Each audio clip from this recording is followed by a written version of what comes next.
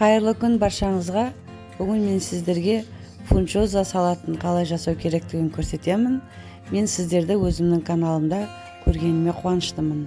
Фунчоза жасау үшін алдымен фунчозаға үстіне қайнаған ыстық су құйып 5-10 минутқа бетін жауып қоятын боламыз.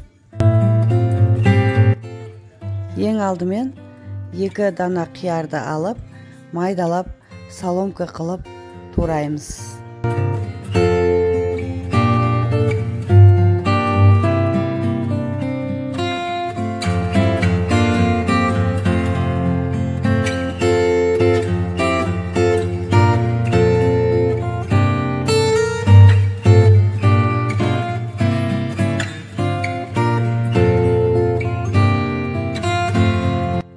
Сәбізді теркадан өткізіп аламыз.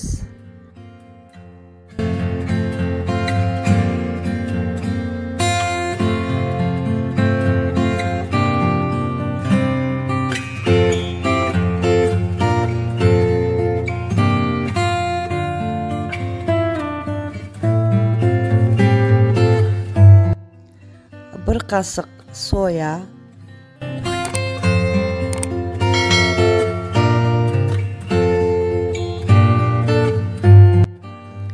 bir қасық аджика,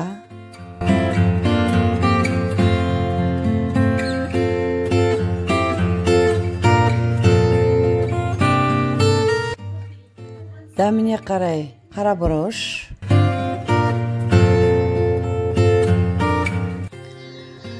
паприка,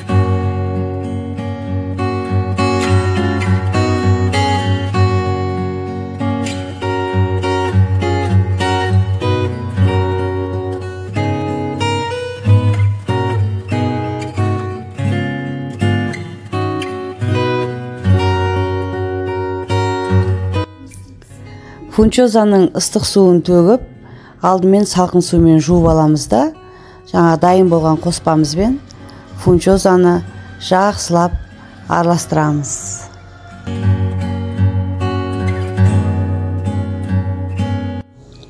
Біздің өте дәмді фунчозамыз дайын, ас болсын.